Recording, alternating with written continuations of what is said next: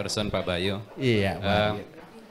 Di awal Januari mencoba belajar penggembukan sapi. Betul. Hanya saja sapinya dititipkan karena kita tidak punya kemampuan untuk itu. Nah, rencananya sih untuk tujuannya adalah untuk kurban ya. Betul. Selama 6 bulan. Nah, kalau di Jepang itu kan ada namanya sapi wagyu. Wagyu, baik. Nah, kita kan pengennya sapi yang kita jual untuk kurban itu kualitasnya bagus, Pak Bayu. Siap.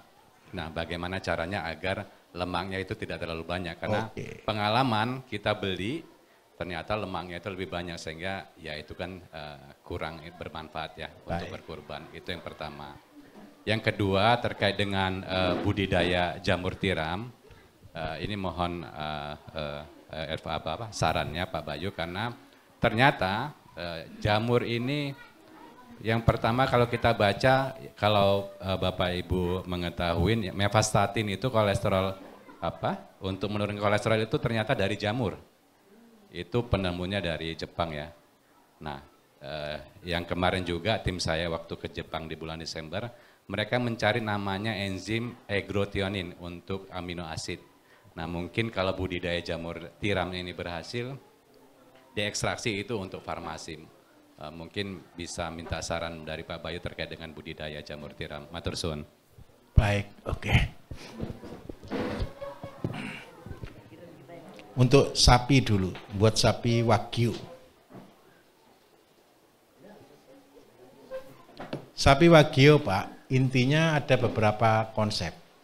Yang pertama, tidak harus benihnya sapi wagyu. Saya punya sih beberapa ekor sapi wagyu.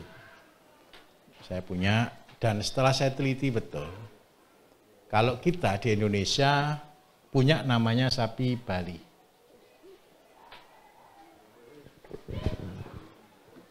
Kami dulu punya riset, judulnya adalah makan sapi tanpa selilitan. Tahu selilitan enggak ya? Kenapa kok tidak selilitan? Dagingnya lembut. Wagyu ini kan dagingnya lembut. Tetapi gara-gara orang buat wagyu, sekarang ini muncul daging yang disuntik. Suntik lemak. Dan ini buatannya sudah banyak sekali. Jadi disuntik bilangnya sapi wagyu. Lembek betul tapi isinya lemak. Nah, terus akhirnya setelah saya begitu tahu semua konsepnya tentang buat daging wagyu, akhirnya saya lebih senang buat sapi Bali karena ini sapi kita.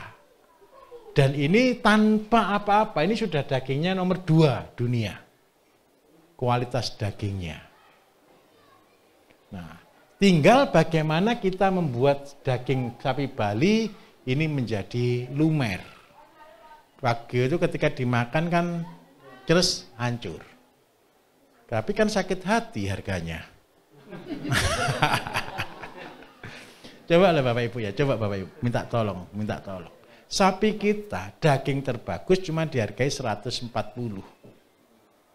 Itu karkas lulur dalam. Tetapi kalau kena wagyu bisa 3 juta. 1 kilo. Itu kan bikin sakit hati, betul kan?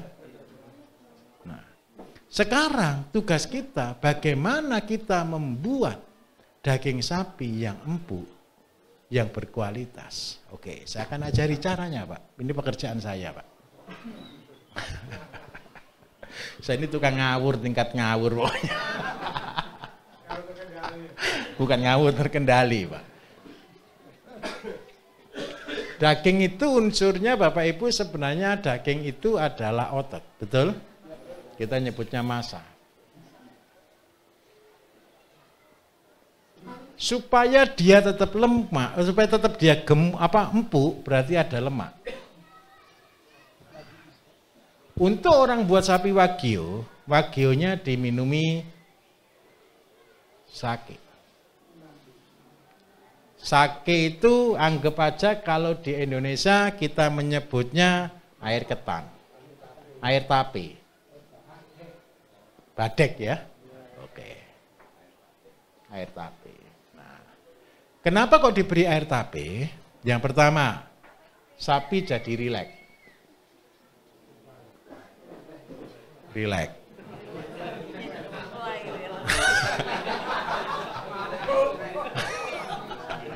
Terus yang kedua, dia tidak bergerak. Tanda kutip malas. Makan tidur, bergerak pelan-pelan, makan tidur lagi, gerakannya lemah gemulai. Gemoy. Terus yang ketiga, di dalam ragi itu adalah mengubah serat kasar menjadi karbohidrat yang larinya ke gula, larinya ke lemak. Kenapa kok sapi sana perlu dipijit? Betul kan? Kenapa sapi sana perlu dipijit? Pernah dipijit tidak? Pernah dipijit enggak? Ketika badan kita dipijit jadi apa kira-kira Bapak Ibu? Rileks. Terus yang kedua dagingnya jadi empuk. Jadi dipijit dul-dul, bukan mijit keras lah ya, dipukul pelan-pelan. Caranya di mesesnya pukulnya pelan begitu, duk.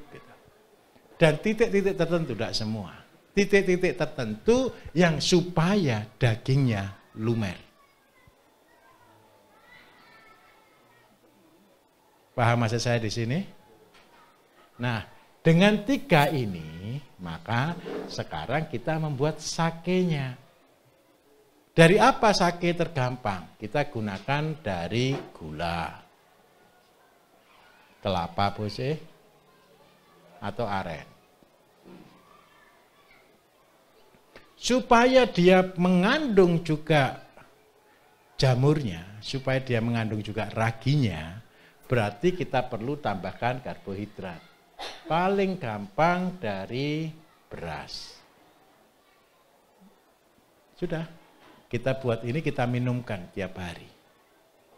Maka yang terjadi secara otomatis nafsu makannya tinggi, sapinya rileks, badannya gemuk. Ini sudah kita lakukan tahun 2008, Pak. Hingga hari ini. Saya punya rumah makan, Bapak Ibu, rumah makan sombong. Kita punya namanya SMAS. Solusi Makanan Sehat. Di SMAS ini kita konsep all you can eat. Makan bebas, sapi-sapinya sendiri, ayam-ayamnya sendiri, kambing-kambingnya sendiri, bebek-bebeknya sendiri, ikan-ikannya sendiri. Sombong atau tidak? Bapak Ibu nanti minta tolong buat begitu. Tahu enggak supaya kita bisa motong sapi setiap minggu sekali? Kenapa kita harus punya 400 induk? Karena kita butuh motong sapi seminggu sekali. Kita perlu motong kambing setiap minggu paling tidak 3. Berarti kita harus punya 300 induk. Nah, itulah konsep kemandirian. Bisa dipahami, Pak? Gula aren itu tambah beras? Ya, gula arennya ini adalah 20 liter, ini rumusnya Pak ya, bukan 20 liter. 1 galon itu 19 liter ya. 19 liter itu 1/4 kilo, ini rumusnya.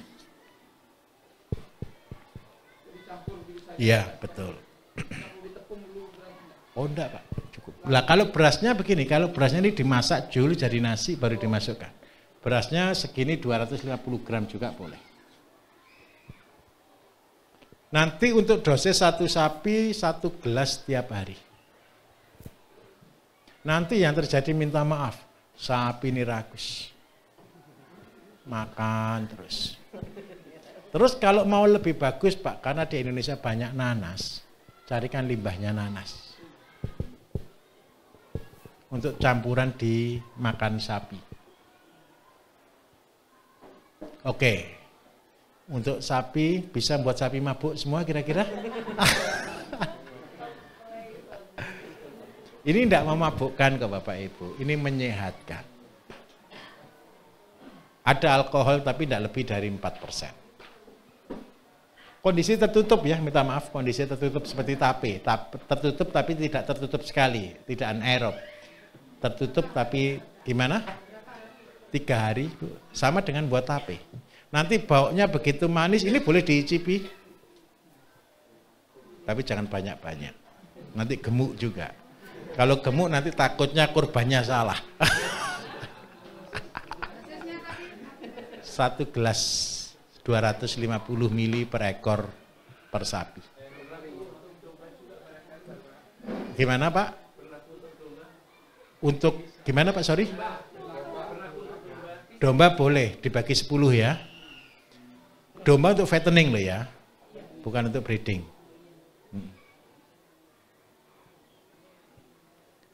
Kalau dengan cara ini Pak, nanti bisa promosi begini. Makan sate sapi kami, dagingnya tidak selilitan. Nanti dia komplain, kalau gigi lubang gimana ya, pasti selilitan. Nggak alot, begitu. Dagingnya empuk. Terus ciri, dagingnya manis, tidak bisa dibohongi. Oke, untuk sapi selesai. Sekarang saya jawab tentang jamur.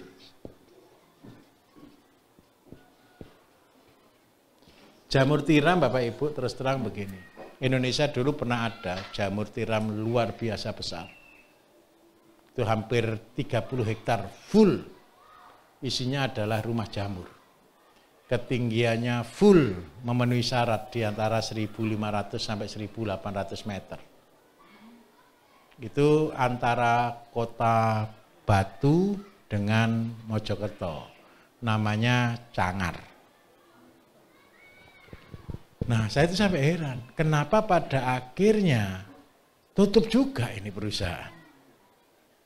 Nah, apa yang membuat tutup? Nomor 1, ini yang paling penting. Kita menjaga 3 hal. Yang pertama adalah kelembapan.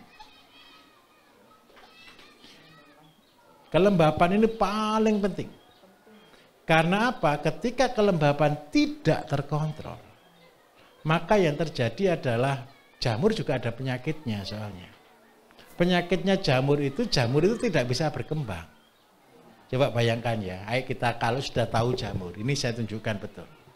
Ketika punya tanaman diserang jamur, bingung atau tidak? Bingung buang kan? Ketika tanam jamur, lebih bingung lagi ternyata. Ini serius. Orang begitu tanam Pak cabai, kena fusarium, bingung bersihkan lahannya. Tapi sudah begitu niat betul tanam jamur tiram, yang sudah betul-betul namanya jamur, bingung juga.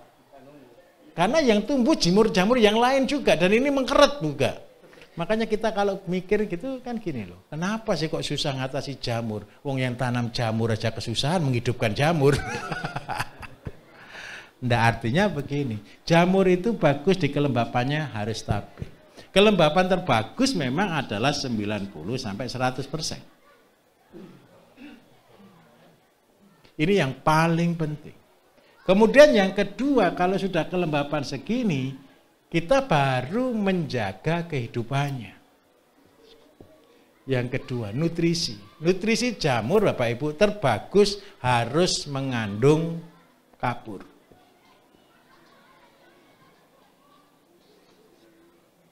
Seringkali orang tidak gunakan dolomit di dalam backlog, lockback atau backlog ya. Kalau saya itu orang Indonesia lockback kita. Padahal backlog kan begitu kan. Nah, kenapa kok kapur? Sekarang saya tunjukkan. Jamur itu hidup ketika tempatnya dia sudah asam. Dan ini akan menjadi nutrisi. Nutrisinya memang di dalamnya sudah pasti Pak ya. Kalau buat sendiri kan ada dedak, kemudian ada kayu ya, serbuk kayu, kapur. Nah, sudah ini yang minimal lah 3 ini. Ya iya, basah.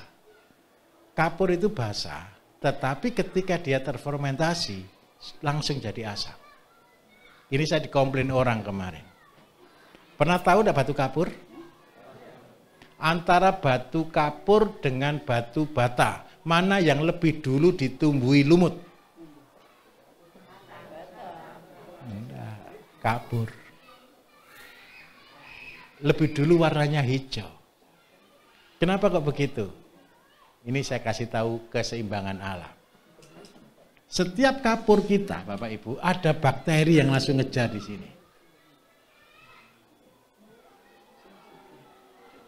Ada bakteri yang langsung ngejar di situ. Dan itu hukumnya pasti.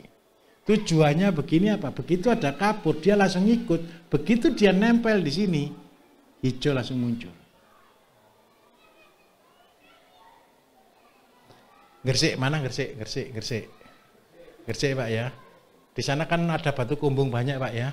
Tumbuh lumut atau tidak Pak? Cepat atau tidak Pak? Tidak sampai 2 minggu ditumpuk sudah lumutan Pak. Kalau di Gresik sana semua rumah pondasinya batu kapur. Gimana ya seukuran bata ini? Betul. Tidak sampai 2 minggu Pak. Langsung hijau sudah. Kena air pokoknya ya.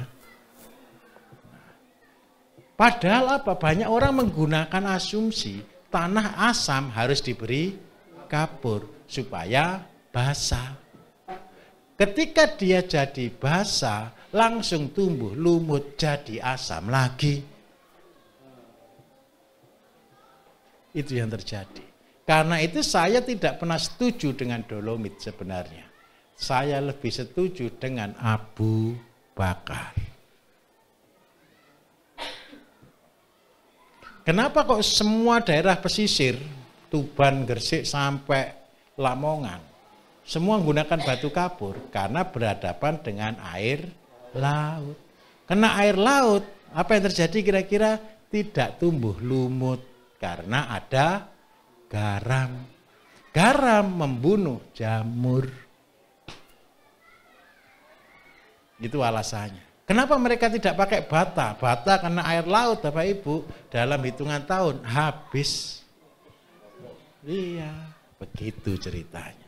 Yang hebat itu orang kita itu, orang Indonesia itu pinter-pinter kok Bapak Ibu. Pak minta tolong kelembapan. Terus yang ketiga setelah bahannya sudah bagus, sirkulasi. Di dalam bawah kapur ini ada bakteri yang membuat asam. Mana? Di bawah kapur dedak padi Pak, sama serbuk kayu. Intinya bahannya kan cuma itu saja. Terus setelah jadi baru dikasih bibit, sudah selesai. Kalau seandainya buat pupuknya jamur, apa kira-kira berarti?